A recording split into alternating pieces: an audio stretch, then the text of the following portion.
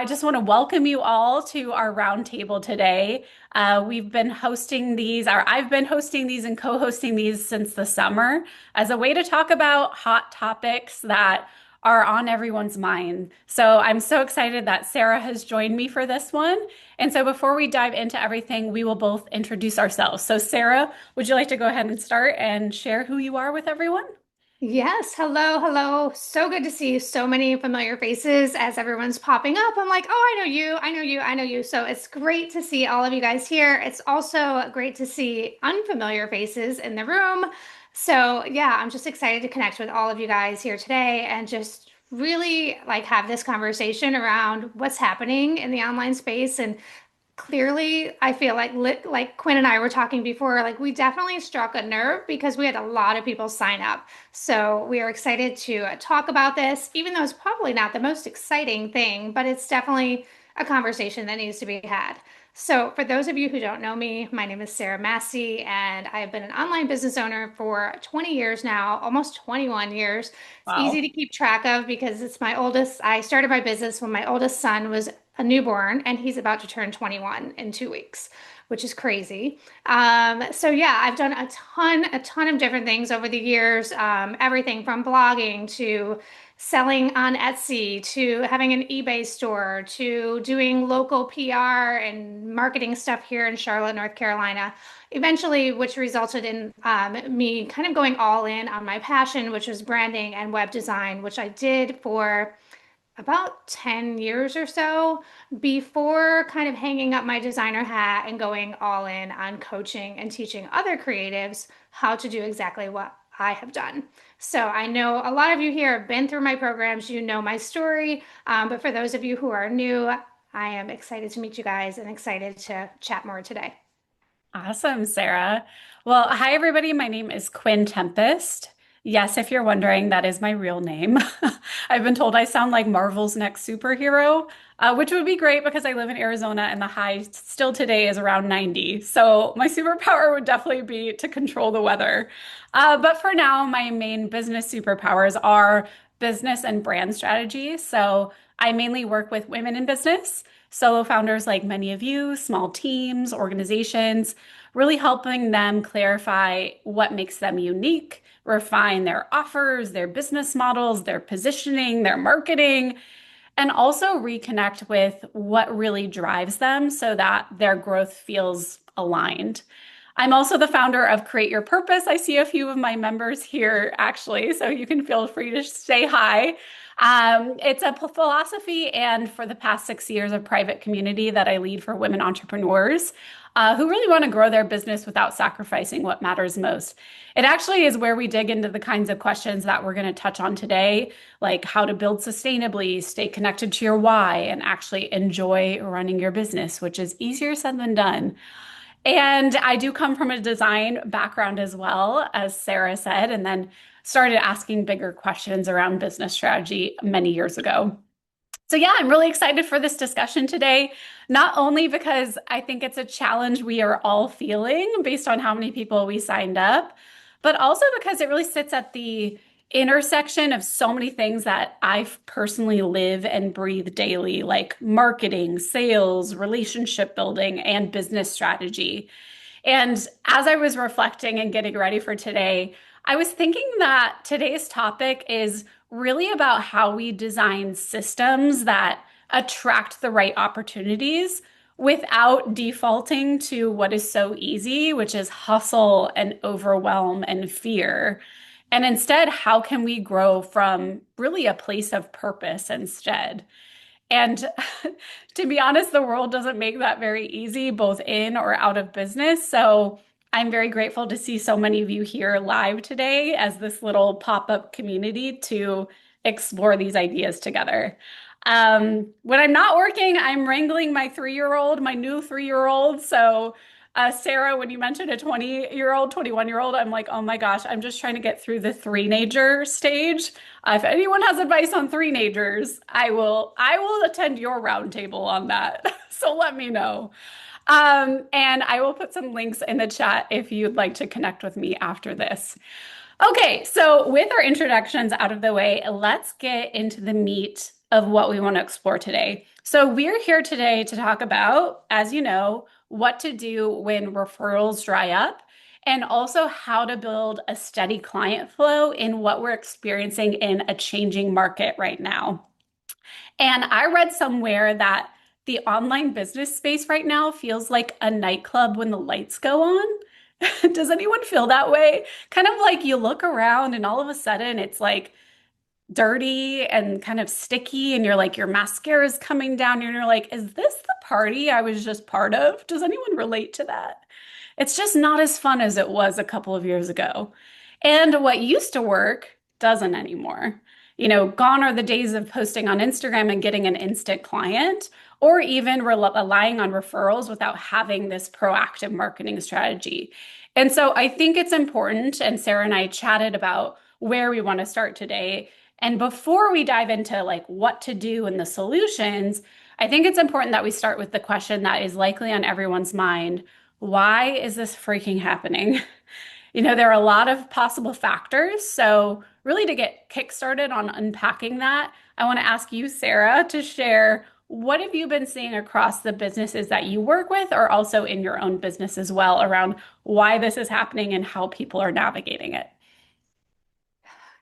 Yeah, this is, I mean, obviously a great place to start. And, the main answer is we don't really know why this is happening. We kind of saw it coming, but it almost like came like as a freight train, and we're like, oh my gosh, like, what do we do now? But I really think it has so much to do with just how noisy it is online right now. Like, everything is 10 times noisier than it was let's say 6 years ago, because we want to kind of we want to back up to pre-pandemic. I feel like this is all kind of like, there's just been this big snowball since the pandemic. Like Mhm. in 2020, all of a sudden everyone went online, and we had like 10 times the amount of business owners online. So it got very noisy very quickly. And we saw that like increase in success, especially as creatives, designers, people do the doers, like most of us here, because all these new people came online and they all needed our help. And so business was great.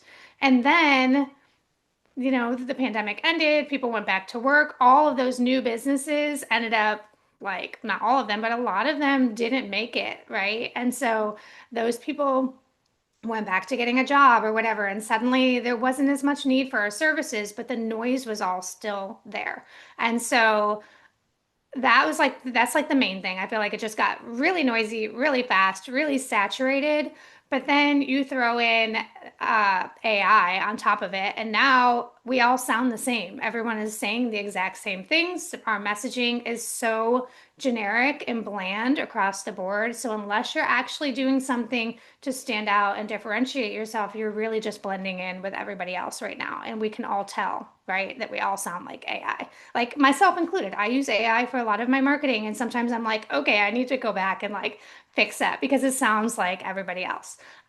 So that, and then, yeah, I mean, the economy, the buying market right now, the trust recession, all these things that we've been hearing, it's really just a compilation of everything, and the state of the world, right? We're in a crazy world situation right now, and nobody wants to be online. And like me as well, like I don't even go on Facebook anymore because it's not fun to be on Facebook. And so that's where a lot of our connections with other business owners and those referrals were happening inside of Facebook groups, and in those other kind of online communities that a lot of us aren't even doing anymore.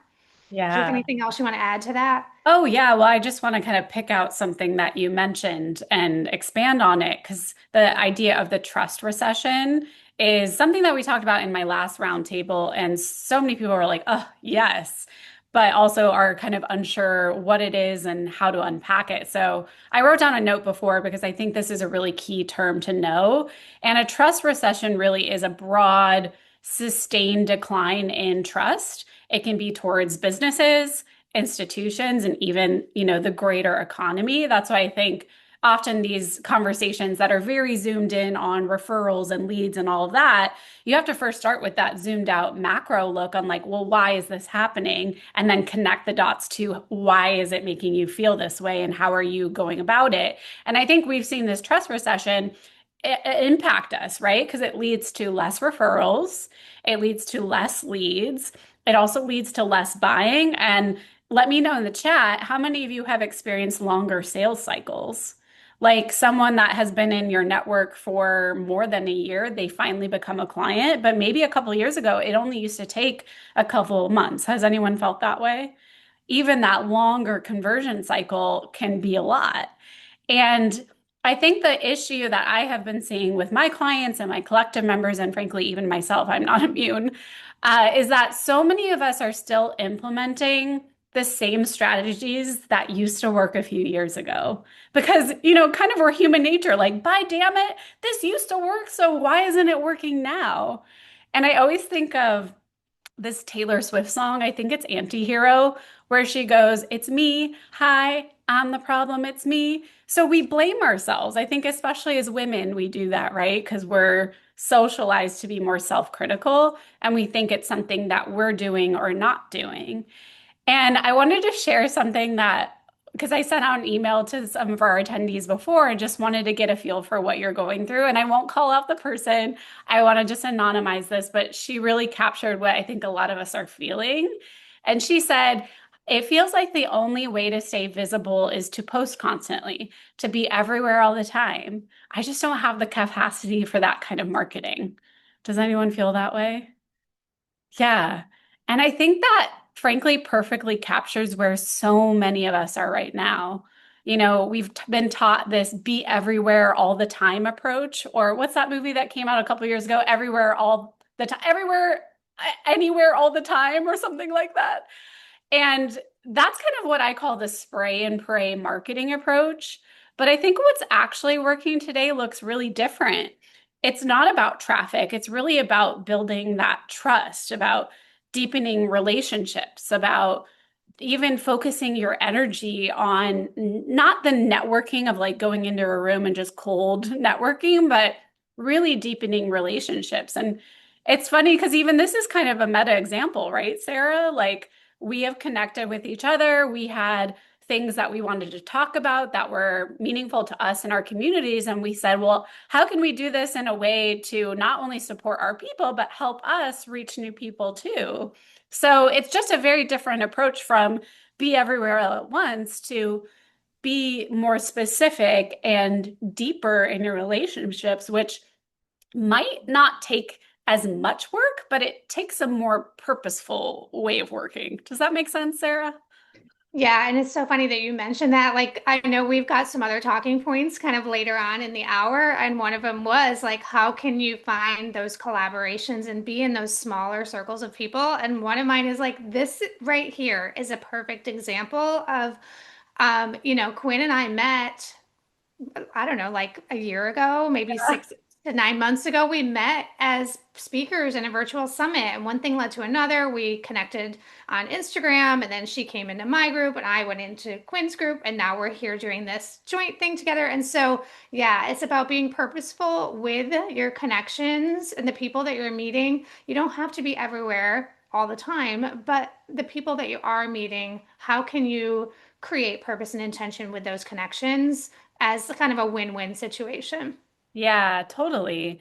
And it's almost as if you're shifting kind of where your energy balance goes, whereas before it was like, I got to post 5 times on Instagram or on Facebook or whatever. And like that idea of like consistency and showing up, I think it's much more about nurturing relationships. Like a lot of my time now is spent on checking in on people, sharing what I'm working on, sharing a podcast I think someone will really relate to, or just connecting people to each other, even like, hey, I think you should know this person because you have some parallels in your work and you might be able to support each other rather than pushing out constant content.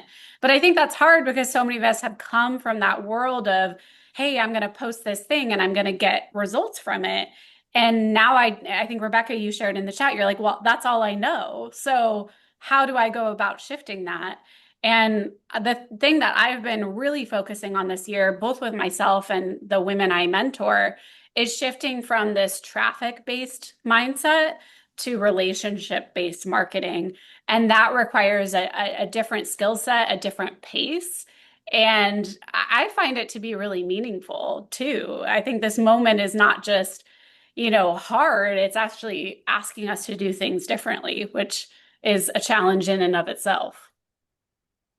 Yeah, and I think so many of us also got caught up in that all the marketing around set it and forget it. Just, batch your content, post your content, and you're gonna get clients, right? And so even myself, like I remember back in 2020, like doing the evergreen webinar, like set it and forget it. And the clients were just rolling in from something I didn't even have to do other than basically just like turn on the traffic engine, which for me at the time was ads. But Yeah, it's like, the strategies will always change. And so we have to be willing to adapt, right, with the times. Like it's not going to stay one way forever. And what we're going through right now isn't going to be like this forever either. Like we can definitely, like this is going to change into something else. We don't know what quite yet. But I think one of the biggest things that everyone needs to keep in mind is like be willing and okay and like expect to have to evolve your strategy, every like multiple times a year. I feel like there's like it's very difficult as an entrepreneur to do a 12-month planning session in December and plan out your whole next year because as we know, like things are not happening the way we plan them to happen. And so we have to be ready to evolve. absolutely. I think Rebecca put something in the chat here. She says traffic marketing usually works or works better for low ticket offers, but for things like what most of us do, relationship marketing is way more effective. Yeah, one way I've been thinking about that too this year and guiding my clients on is, well, how many leads or how many, frankly, clients do you need in a year? And for those of us with, high touch services, many of you are designers, you're not doing 100 websites in a year, I'm guessing. If you are, props to you. You probably have an agency. But for those of us who are smaller teams or teams of one, maybe that means you need 15 clients a year. And so the amount of scale that you need is very different. And mapping the marketing strategies that you're using to the scale of clients that you need in a year, I find is often the disconnect.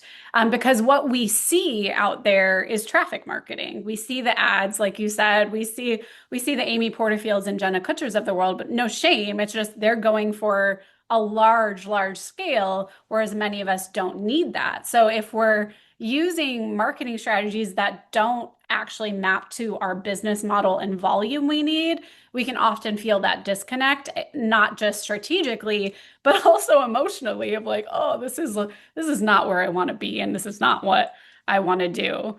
So, Sarah, have you seen, or do you have specific examples of anything that you've seen work either in your clients' businesses or your business in shifting from this idea of kind of spray and pray marketing to more relationship driven marketing? Anything come? Yeah, I mean, I just, as you're talking about Rebecca's comment too, it's like I think back to my own business when like my primary business was web design. I started in 2010, like really like full-time design, branding, web design, 2010, 2012, and I did it all the way through like 2022. But as a lot of you guys know, coaching was my primary income from 2020 until 2022. So all that to say, I built my business with like the first 10 years or more of my business. I didn't have an email list. I didn't have a content strategy. I didn't have traffic. I didn't have anything. I had human beings who I knew that lived a mile away from me, who I met at a networking event. Mind blowing. And yeah, like I did not have an email list until 2016. Yeah. And so that's like how many years? 6 years of my business. And then in 2016, 2017, right before I accidentally like discovered this VIP day model, I was so booked and so busy and so overwhelmed with client work. That's why I needed to do the VIP day model.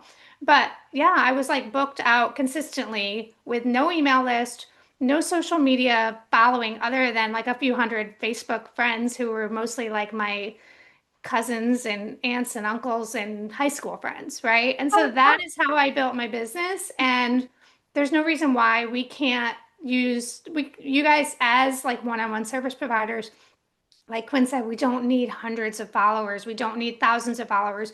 We don't need this content strategy that has us like trying to, get our Instagram up to 5,000 people. It's not necessary.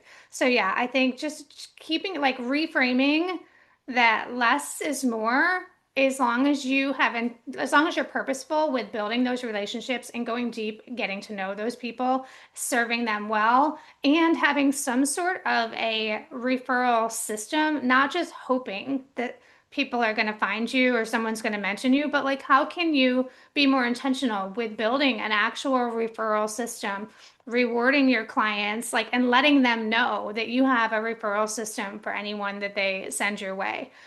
So I think that's a big thing that we can be doing.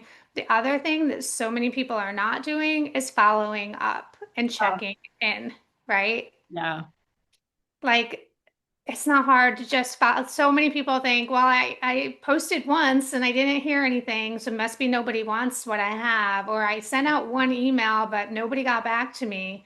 You have to follow up like 3, 4, 5 times sometimes before someone's going to respond to you. I know we were talking about like just the noise online and how much longer the buying cycle is now. And I know like for me or for someone mentioned to me the other day, it takes 31 touch points for someone to be ready to invest.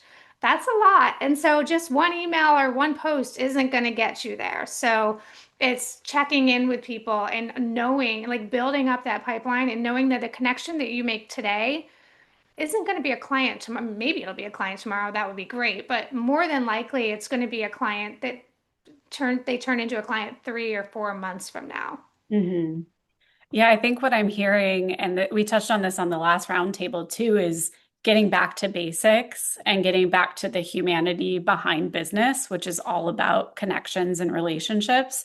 And I think what I have found, both for myself and my clients, it's so hard to shift that mindset. And one really, really small thing that I've done for myself, and I've encouraged my collective members to do, is to literally put like relationship building on your task system or in your to-do list at least once a week. And it doesn't have to be a lot of time, but the fact that you're seeing it pop up, like, hey, like, what am I going to do in this 15 minutes? I am going to follow up with that person who sent me a really great article, or I'm going to, check out what Sarah is doing and encourage her and say, I really love this resource you just put together. I'm going to share it with someone, and actually putting that in my to-do list every single week as a recurring task.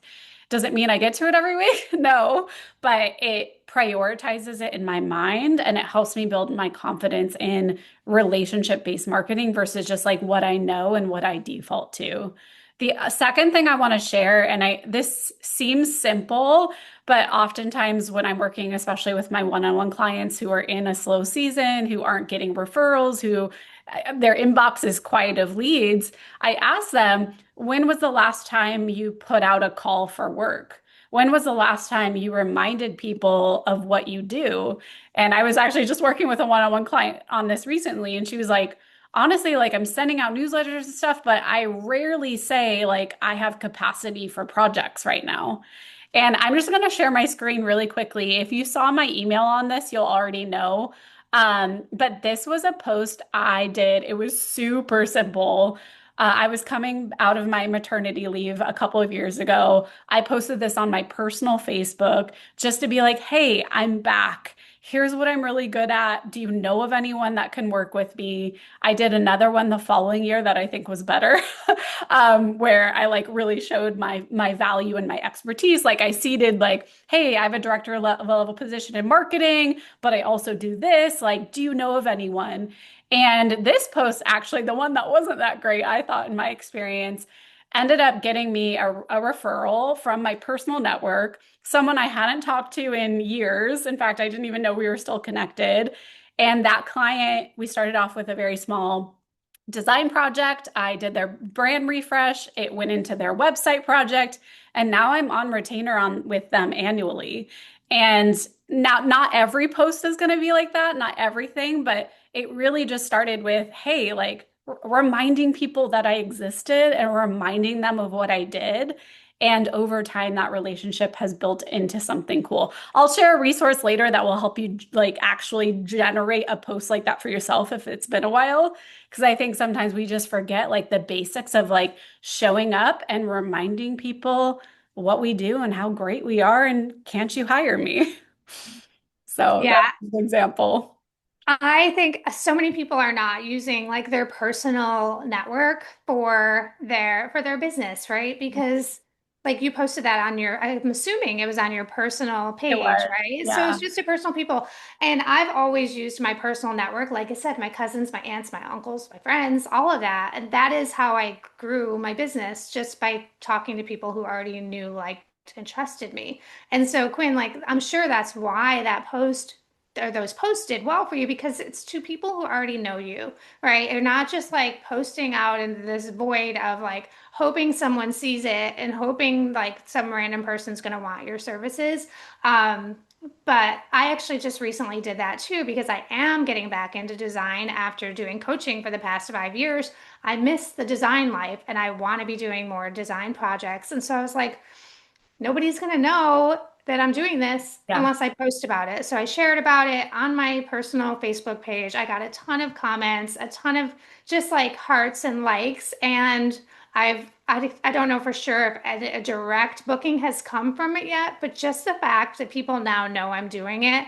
And now when I'm out and about and I'm seeing people in real life or chatting with people on Zoom, they're asking me like, how's it going? How is it going being back in design? What are you loving about it? That kind of thing. And so it's just getting in front of those familiar faces and sharing. I think that's really helpful. No, I think that's a great point. You know, when you're kind of not, it's not a pivot, but you're like bringing back an offer that hasn't been in your Yeah. suite for a while. So I think if any of you are pivoting or you want to get a certain type of work or a certain, package you offer, you want to book that out. Or if it's just been a while, like at this point, I'm doing a post like this once a year. And that's great. Like do that, put that on your calendar. And like I said, I have a generator I created that will help you. And I know Sarah has a resource for that too. So Sarah, something that you and I talked about while prepping for today was around the idea of consistency and how it's kind of been overblown. And we've talked a little bit about it because I think we've all heard that advice of like, just keep showing up. But if your message isn't clear or specific, showing up more often doesn't help. And I know I say this to my collective members all the time. So the few of you that are here, you've heard this, but doing more isn't necessarily better at a certain stage in your business.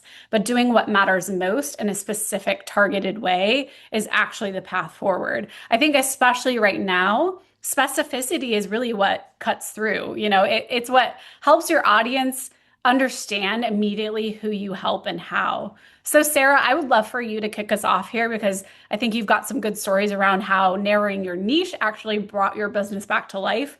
And you've seen that specificity come to life with your clients too. Oh, you're muted. Sorry. I had to mute that we had somebody, some man. Did you see the man show up at my door and the dog started going crazy when you were talking? And I'm like, he was standing at the door waiting for me to like answer the door and the I dog. saw your dog, but I didn't see the man. Yeah. And I'm like, oh gosh, I have to mute and turn my camera off and go tell this man to go away because I'm on a call. Anyway. Okay. So now, yeah. So regarding like specificity, I mean, I will say, like, growing my business back in the pre-pandemic era, I wasn't super niche down. I kind of did design for anyone, and it worked and it was fine. But and even a lot of my students and my clients for the past, several years, it's been fine to be broad. Like, oh, I help coaches and course creators, or I help female online business owners. But as we're seeing now, like that isn't enough. Like you've got to be even more targeted with who you're talking to in order for your message to be loud and clear to the right person, for the right person to say yes. My own personal experience with this has been I launched my VIP Day course back in 2019, and when I launched it originally, my messaging was so sharp because it was coming from my own lived experience as a designer who figured out a better way to get rid of scope creep, to get rid of the feast or famine, to get rid of those clients dragging project, those never-ending timelines, all the things that designers struggle with, right? And so it was my own experience. I spoke from experience and I attracted a great group of like inaugural VIP day students into my program. And then I built my whole program basically around my own experience of like doing design days. Well, over time, everyone wanted a VIP day. Like in 2020, all of a sudden it was like VIP days are the way forward. Everybody needs a VIP day. So next thing you know, I've got like coaches and consultants and VAs and social media managers, all these people joining my course and getting wins, which was great. But, and I was like, okay, I guess I can help everyone. And so then I was like, how do I speak to everyone when I'm so used to speaking to only designers? And so my messaging got really kind of just messy and kind of vague. Like it just didn't sound good. I was like, do I call it VIP days? Do I call it day rates? Do I call it intensives? Am I speaking to online business owners, virtual assistants, tech specialists, designers, copywriters? Like, who am I talking to? And so everything got really like big and messy and broad. Mhm. And over time, like my sales started to tank. And I'm like, okay, like back to square one. What's happening here? I know I need to like dial it in, get back to the basics, and go back to like what I was doing when things were going really well, which is being super clear on who I'm talking to, which is designers. It's like mostly established designers who have been stuck in these scope creep traps and the feast or famine and the content delays and all of those things. And as soon as I started saying those things again, guess what happened? Sales went up. Like Mhm. my business just like went back up. And I know there's a lot of designers here in the room, and I don't think that's an accident. It's because half of the people in this room came from my email list because I'm speaking to you guys now, right? And so that all came about. I was actually on a workshop with Taki Moore. For those of you who know or don't know Taki, but he's a business coach. I think he's like the millionaire business coach or something. But I was at a workshop and he said the fastest path to $1 million is committing to one person, one problem, one solution with one funnel for 1 year. Stay focused on one person and solve one problem. You can't be everything to everyone. And so it was that workshop that like made me like reconsider who I was talking to. And that is like really like that's why I kind of have gotten to this point now where I feel like I'm much more clear. I know exactly what to say in all of my marketing, and it's bringing in the right people. I actually had a call with a client in my mastermind this morning. I think she's on, I saw you in here somewhere. But she said, like, your marketing, your messaging spoke directly to me, and I knew I needed to be in your program. So Yeah. I think if you guys take anything away from this, like you can't be everything for everyone. You can't be this generalist. You've got to figure out what is your zone of genius? What do you do better than anyone else? Who can you help better than anyone else? And go there. And as scary as it is to like niche down, thinking that you're excluding so many people, that's not really what happens because I mean, I could keep talking because I have so many more examples of this, and I don't want to overtake the conversation, but like one of my other mastermind clients who was on the retreat with me a few weeks ago, she was speaking to general health and wellness coaches, and she was struggling with getting clients. And so during the retreat, we got super clear on like one person, one problem with one solution, narrowed down who she's speaking to, and it went from general health and wellness coaches to like licensed clinical mental health practitioners. And she, like 2 days after getting back from the retreat, she updated her messaging, she updated her website, she updated some of her other, profiles, and booked like 7 VIP days in that first week back. But she also said to me, but I did get another client and it's a realtor. And I said, see, like you got a realtor client. It's not a mental health practitioner. Just because you niche down doesn't mean that other people aren't going to come. Like you're still going to get referrals. You're still going to get people coming your way from so and so who told me about you. But at least now she has very clear, like a clear marketing message. She has something she stands for. She has positioning. She knows exactly what to say to bring in those ideal clients. And she's already seen the proof that it works. Mhm. So that's just kind of the thing. I know it's so hard to niche down, like Laura, but then I hear not to niche too far. So it's confusing. Well, think about like this one client went from health and wellness coaches to licensed clinical mental health practitioners.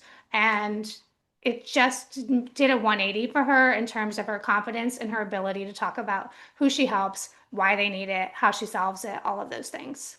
Yeah, and I think like the idea of niching down is it feels like you're being put in a box. And I think what you're getting at here is no, it's the specificity of the message to who you want to talk to. And that clearly allowed her to speak to someone who was licensed, who had a little bit more experience, who she really started to understand her people. And sometimes that just comes with trial and error. And it's not something that you figure out right away. But Yeah. I want to speak to something you said, because you said you can't be everything for everyone. And something I always like to say is you can do anything, but you can't do everything. And so I wanted to talk about specificity in terms of business strategy and marketing strategy, especially, as well as where your time and energy goes. Because I think this is something that I hear a lot from my clients. Like, for example, I've heard this from my collective members, but I was working with a one-on-one client and she was feeling really burnt out by social media. She kept saying to me, Instagram just isn't working like it used to. That's like where she used to get all of her leads. And so, what we really worked on was reframing the job of that channel entirely. So, being specific around what do you want these different marketing strategies you're using to do for you and your business? And I think that has changed for a lot of people because before the goal, whether you knew it or not, was just get as many eyeballs as possible, right? That's the traffic-based approach. And I think what we wanted to do was to say, let's give Instagram a job. And this can apply to any of you. Like, give your email newsletter a job, give your podcast a job, give whatever you're doing a job so that you understand how it works in the greater context of your marketing and your business. And so for this client in particular, we decided that she was going to give Instagram the job of providing signs of life to her existing audience, which sounds weird, right? Signs of life. But basically, we looked at her whole system. We realized that a lot of people were in her sales cycle for a year. Maybe they got referred to her, or maybe they saw her speak at a summit, and they were in her system for a year before they became a client. And so that told me, well, you don't need to use Instagram to get eyeballs. What you need to do is to build trust with the people who are already following you, to remind them that you're around, to provide value, to show them how you think, to show them the work that you're doing so that you're building that trust all along the way so that makes it easier for them to make a decision when they're ready. And so I think that's like the other level of specificity is yes, specificity in message and who you're speaking to, but also specificity and purposefulness in what channels you are using and why are you using it. So that's just a question for all of you. Like, what is the job you want to give to these different strategies and getting really clear on that why before you get stuck in the what? Because what I always say to all of my clients is you have to let your why drive your what. And I think that's even more important in a trust recession. Like everything you're saying, even Sarah, around the specificity and message, I was like, that's all about building trust. That's all about speaking to someone in the way that they want and in a way that speaks to them. That's about the building the trust, which you can do in your marketing and your messaging. Absolutely. Yes, I give it love what you a job. I love what you said about yeah, giving each everything you're doing a reason. Like there was a reason for everything because I think it's so easy for us to think that we need to be everywhere. And it's like, well, okay, well, what am I posting on? Like, I know what to post on Instagram. I have a strategy for that, but like, how does that translate into a LinkedIn post? And how does that translate into a Threads post? And what do I post on Facebook? And we can get so in our head about trying to be on all these different platforms, number one, which we don't need to be on all these platforms all the time anyway, but like, what do we say on each of them? And so I love how you helped your client do that. It's like the whole point of Instagram is simply to just be there for Mhm. them to see me, to show up, so they know I'm alive, so they know I'm still here. Remind them who I am and what I do, and when they're ready, they're ready. So I Yeah. love that. Well, I put this in the chat a little earlier, but I think it's gotten lost because we are having fun in there. But I wanted to ask, is there a volunteer that would like to raise their hand using the Zoom raise hand feature and share what kind of person lights you up to work with right now and what do they most need from you? Because I've sensed that quite a few of you are evolving in your understanding of that. And if you'd like to share it and talk through it with us, this is your chance. Feel free to use the raise hand feature so I can see if anyone would like to share. I know it's scary in a big group, so no pressure if not. Angelica, would you like to share? Okay, I see your actual hand. There you go. I saw your I human hand, so go ahead and share. know I'm like, I'm pushing the wrong buttons. You would think I know how to do this. Go ahead. So funny. Oh, okay. So I'll start with what I usually say to people is that I Okay. primarily work with women solopreneurs, primarily service-based. My people are do-gooders. Hmm. Like it is generic, but it is a like what lights me up is that they are doing something meaningful of service to the world. They are leaving things better behind. Hmm. I justify my existence by amplifying Hmm. that. What are they needing right now? So, what's become clear to me, especially in my local networking over the last year, is that what I was selling is, I mean, it's mid-ticket in the design space. It's kind of like a you know $1,500 to $5,000 offer for most people. Um, is I'm running into a lot of people who absolutely want to work with me and they love what I'm talking about, but they're not ready for that. Yeah. So I'm needing to build some backend stuff. I'm wanting to set up something that allows me to actually work faster and do a simpler, more streamlined kind of starter offer for those That's people. great. But I haven't built the backend, so I can't sell it yet. So I think this kind of speaks to the specificity part. Like you know the broad strokes of it. It sounds like the do-gooders that, Yeah. and it almost sounds like you're now figuring out, okay, but what stage of business are they in where they can meet me where my offers intersect with what they need. And it sounds like, one option obviously is to build an offer that is a little bit more lower entry to bring them in, as well as to build out the marketing system and the referral and the relationship system to meet the other people who are ready. Sarah, would you add to that at all? Oh, you're muted. Yeah, I was going to say, like, and Angelica, you know that I like kind of teach this whole like signature method process of like getting clear on where your people are, right? When like where are the very, very beginner people when they come, and then like what do they need to do to be ready for your services? That's like their pre-work, right? And then you've got your deliverables, your services, and then you've got what can happen after you're done working with them to retain them or keep them coming back for more. So it's really just about like looking at what is that pre-work? What are those first things that they need to already have ready to go in order to work with you? And if they're not financially ready to work with you, so you can't give it as pre-work, how can you turn that into a smaller offer that allows them to, they can pay you a smaller amount, but it's going to help them get ready and get to that next level? Is that kind of what you're trying to work out? Yeah, essentially where I'm realizing I want to go with it is forking, kind of a same client target but different business stage because I love Yep, helping the people at the beginning, but they're not in a place to invest. So being able to have totally. a get going offer for them that Hmm. allows them to sort of get into my loop, but still be selling that more premium thing for the people who are, Yeah. actually revenue in, in the black with their businesses. Yeah, I Who think are that's who a are because they're the bulk of my revenue, right?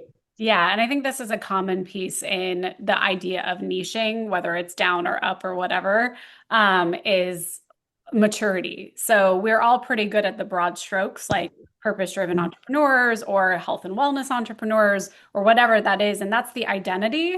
but oftentimes the maturity piece of, well, where are they in that journey, whether it's a personal journey, but most of us are designers, so we'll just go in that vein of like, where are they in their business to be ready for what I offer. And often that is the missing piece in the specificity and in the marketing.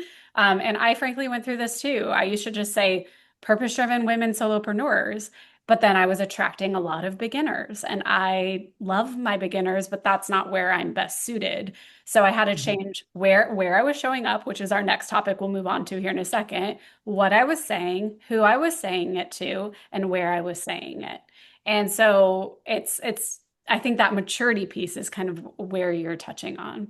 So thank you, Angelica, for being so brave and sharing. It helped. I think it helps to kind of hear these different perspectives. And I want to kind of end on our last section that I think is important because it speaks to, well, what can we do? You know, when referrals dry up, when we're in a slow season, when leads aren't coming in, what actions can we all take? And this is really the topic of targeted visibility. I've actually been noting this in my head as like our Hamilton inspired section because it's all about being in the room where it happens. Any Hamilton fans? I hope so. You know, the right rooms, that is where your people actually are. And this really ties back to what we were talking about earlier about moving beyond the old spray and pray mentality, trying to be everything everywhere all at once. I think I got it right that time. And instead getting really purposeful and intentional about where and how you show up. Sarah, I think you have some good examples on this about how you do this in a focused, sustainable way. So I'll let you get this started.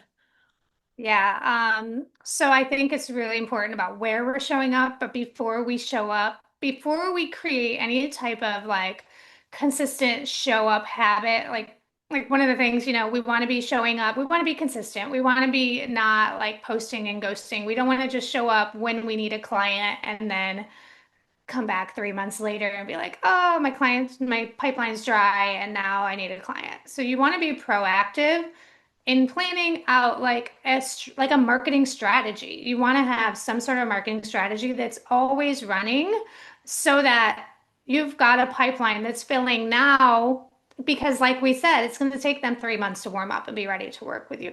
So whether it's a maturity thing and you want to bring them in at this lower maturity digital product offer and help them do that and then kind of nurture them until they're a little bit more mature and ready, whatever it looks like, you want to start with like this signature method. What is your process? What is your proprietary process, your signature method that you take your clients through from start to finish? It's really important to get clear on this first because this signature method is going to inform your marketing strategy and how you're filling your pipeline with people that are going to be ready to buy from you 3 months from now.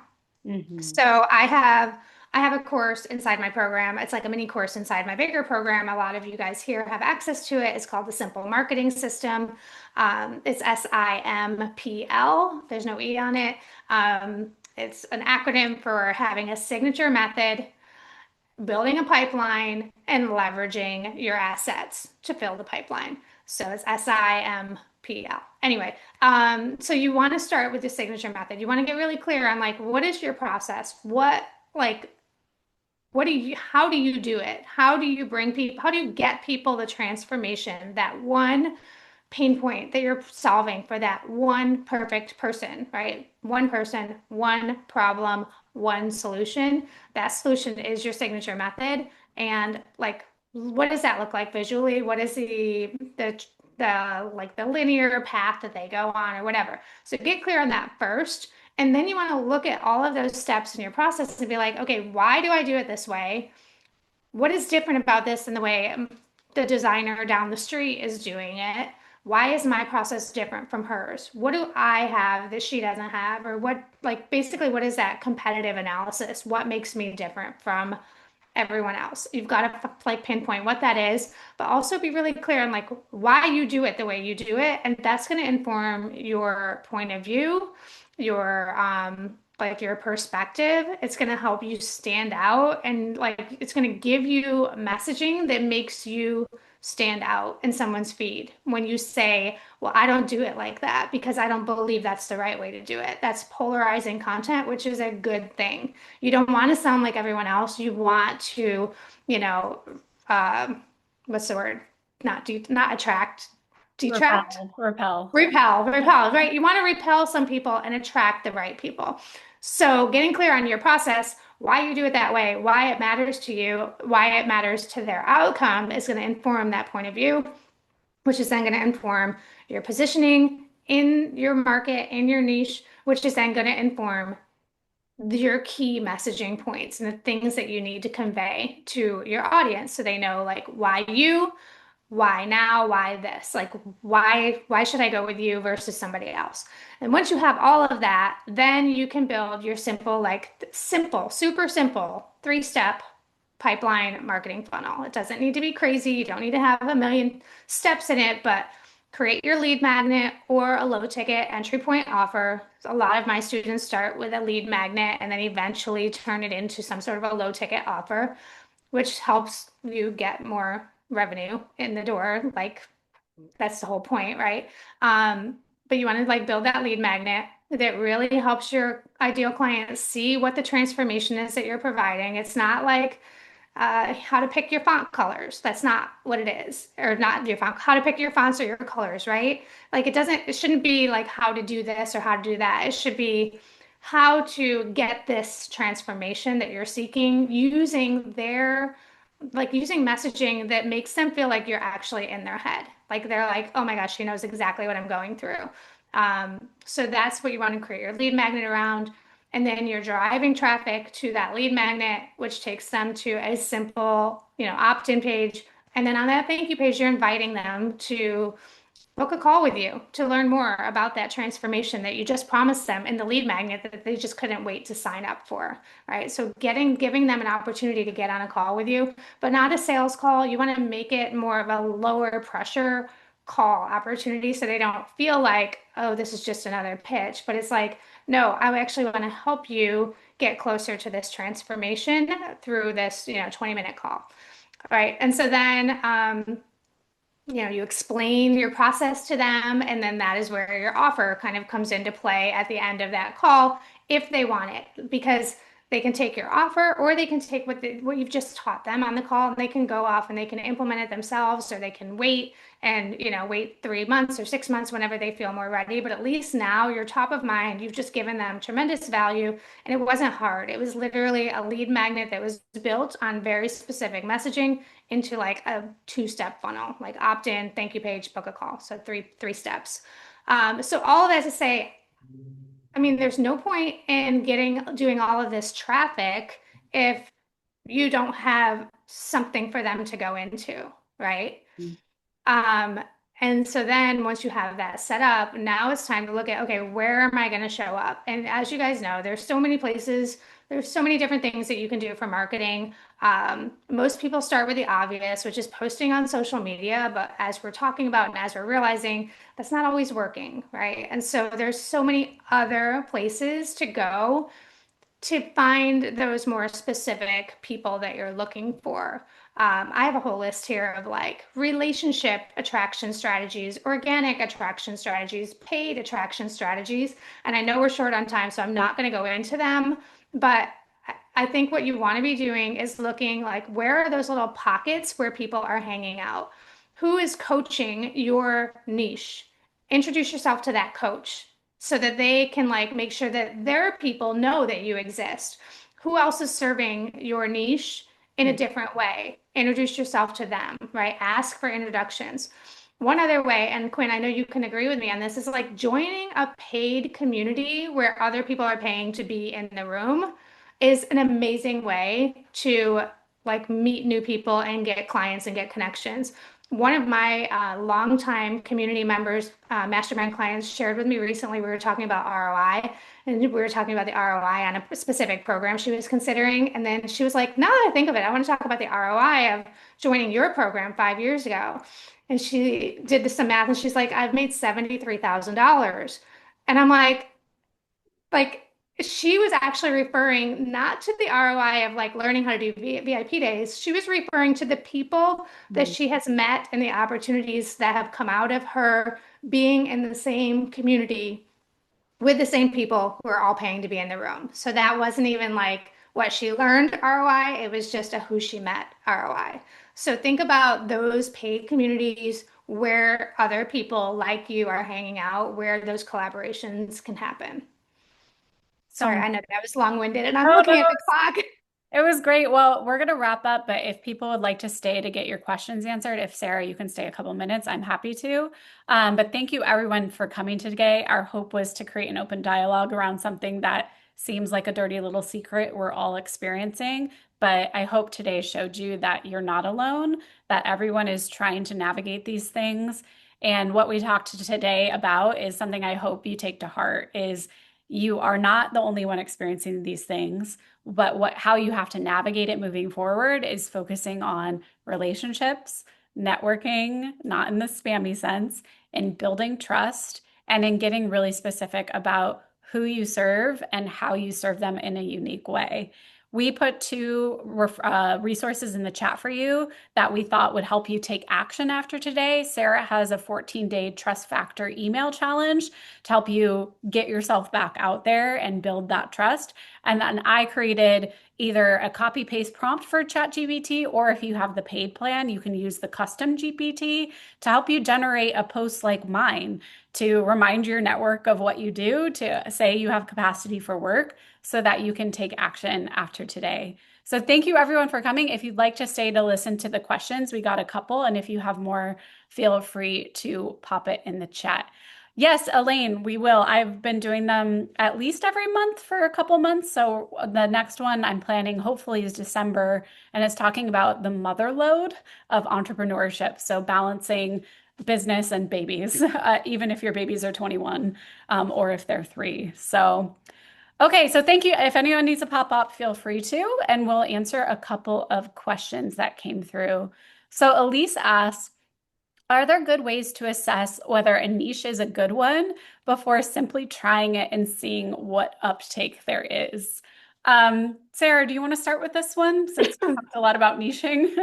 Yeah, yeah. Okay, so Elise, that's a great question. And there's a couple, like there's two different ways that I really like recommend you do it. Like number one, you could look at your existing clients and like pull from your all the people you've already worked with and like find, the top 5 to 10 people that you've worked with. Like list your past 5 to 10 clients and audit them on profitability, ease of working with them, enjoyment of working with them, what the results were like, right? Like look at your top 5 to 10 clients, then take that list, narrow it down a little bit more and look at like what do they have in common, those all your favorite clients, who were they, what problem you solved, what they valued most about working with you. So like look for the overlaps there. And then the biggest thing you want to see is like the visibility test. And this is when you can ask yourself for each of those proof-backed clients, are there more of these people out there? Can I find them easily in groups, directories, events, hashtags, etc.? I have notes on this because I knew someone was going to ask how to do this. Um, and can I spot their pain points quickly? So getting clear on that, like, are there more of them? Can you find them? How, and what is their buying power? Are they in a position to spend the money for your services? That's a big thing that you want to make sure. So do all of that, but then if nothing comes out of that, then you just kind of, oh, and one other thing I wanted to say is that like it's okay if it's boring. Like your niche doesn't have to sound exciting. It just has to make sense because the boring industries are often the ones where the money is, right? Like another client of mine, she's niching, she's doing like she's working with home inspectors. It's not sexy, it's not exciting, but they need a website, right? And so she can create a process for them.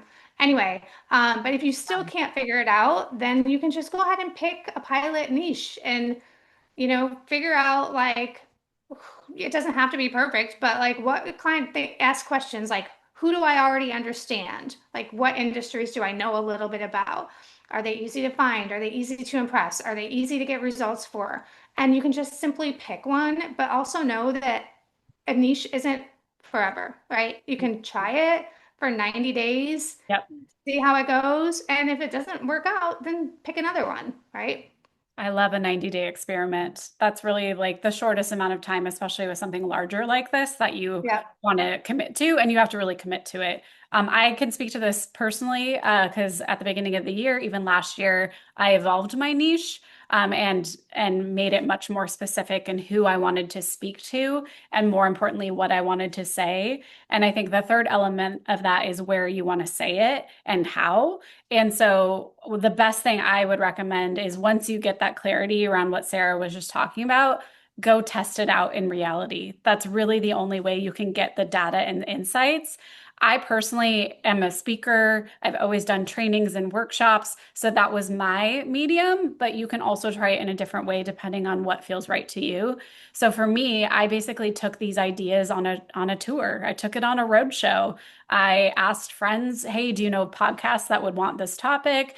Can I lead a training? I led a training for Sarah with this new evolved messaging, and I have taken it on tour. And I got really great feedback every time I did it, whether it was a podcast, whether it was an article, whether it was a training. I refined it based on what I was hearing. And then I looked at literally the numbers. How did it convert? And it was converting at a smaller scale right now since I'm still testing it, but it was and it is, and it's bringing in the exact right people that I want. So I say once you build the clarity Sarah talked about, go out and test it in a way that feels authentic to you, and then look at what that actually produces. My test has been much longer, probably like 6 months, because I needed time to build up my network again. I was coming out of having a longer maternity leave. So you have to kind of balance those life things as well. So take it on a road show. Yeah, and if you can sustain it longer than 90 days, definitely do it longer than 90 days because Yeah. 90 days, while it feels like a long time, it's really not. It's only 3 months, and you're going to get so much more data if you run it for 6 months or longer if it's sustainable for you. Yeah. I find like 90-day experiments are good for smaller things that are new. Like, should I be posting different things on LinkedIn or should I be, trying to send out my emails more consistently? Like those kind of tactical things, like try it for 90 days and see. But when it's something that is very inherent to your brand and business DNA, it's might inform your next 5 years of your business. So that takes time and clarity building. And, oftentimes that's where I meet my clients where they're like, I don't know what I want to say. I don't know what I want. And so we have to work through that before they can even take it on a roadshow. Okay, we have some more questions. Elaine, this is interesting. Have you found that you have are making your clients more money that you are? Sorry, have you found that you are making your clients more money than you are? Like I'm making more money than they are? Is that what you're reading, Sarah? Have you found that you are making your clients more money than you are, and how did you change that? Like, Oh, I see. oh, like by designing a website for them, now they're making more money than you are. Is that the question? And how did you change that? Well, for me, like my clients aren't doing like I'm not, yeah, like a lot of my Oh, okay. clients are making more money as just designers than I did. Yeah, But I was okay with that. yeah, Like that is okay.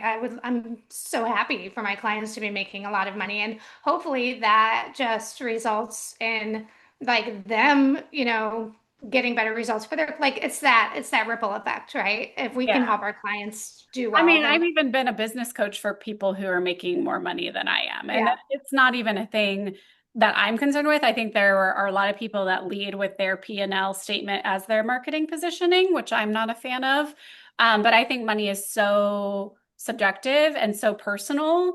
Some people have an inheritance and they don't have to make a ton of money in their business. Some people are just trying to get by. Some people started with, investors. So it's all so relative that I always just go back to the purpose. Like, what am I here to do to help you as a service provider, as a strategist, whatever I am, and how can I get you to the next step? And that stuff I don't really take into account. But I understand why If you feel like there's a value disconnect, then yeah, maybe it's like a pricing thing, or maybe there's something else that you can do. I have a friend who's a designer who gets like equity in the companies that he designs for. So it's all pretty different on how you choose to go about it. Uh, Elaine, Go one ahead. other thing you could do, Elaine, if you're looking to use this type of experience as you figure out like niching down, um, you could be like, I design websites for XYZ business owners scaling to seven figures, right? You are the designer for the businesses that are at that 500K and they're scaling. So that helps set you apart as a high level designer for the more higher level. So, I mean, it's just one way, like we talked about, like it doesn't really matter, but if you want to use that in your niching down, you could use that as kind of a maturity thing, kind of like Angelica was saying, like you work with people that are scaling to 1 million. You don't work with people that are scaling to six figures. Yeah. So one other question we got, I wrote them down so I can't remember where this came from, but how do you keep from giving away free strategy on that call? I'm not sure what that's referring to, Um, but probably a discovery call while still giving them value and hopefully getting them to book. I can start and then You, Sarah, you can go. But to I me, think that came, Quinn, I think oh that yeah. came up when you talked about a call that was attached to a lead magnet that wasn't a sales call. Oh, okay. So, and anytime I'm doing any kind of call, it's a relationship building tool. And I think so often many entrepreneurs I work with think, oh, I have to sell them on the call. And a lot of that is from, the former girl boss era where it was like, we got to, sell them right away on the call. I've never been about that. So I think it's really about getting clear on what the call is and the goal of it. So to me, how I would recommend approaching anything like that is help them feel heard, clarify what support they need, and give them a feel of how you could support them and move them one step forward. It's not about selling them on the spot. It's not about developing a strategy in 5 minutes. It's about, and this is pure sales also, by the way, this is about understanding what they need, what their challenges are, and sharing how you could help them. That's simply it. And if it comes from a lead magnet, you have a great starting point because they probably like ingested some of that information and you have something to talk about. If it's something else, that's fine too. But I think it just all comes back to the humanity of it is like, how can I help you? Tell me what's going on, and here are some of my ideas, and that's it. Yeah, and in regards to like what I was talking about with the lead magnet and then like getting them on a call that's not really a discovery call, it's more of a value call.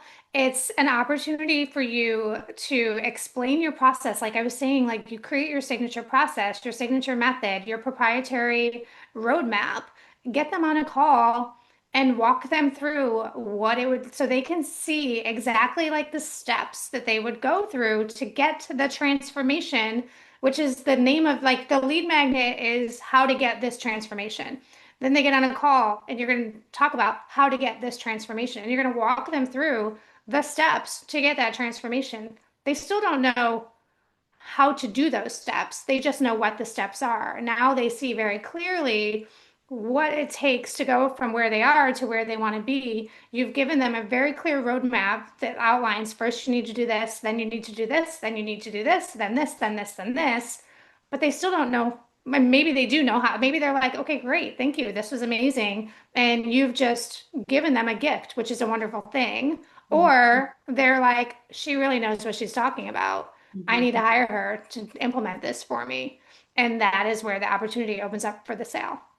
Yeah, and I think if you've done a really good job in your marketing before a call in building that trust, then those calls are super easy. Like they're just about chatting, comparing notes, helping them feel heard.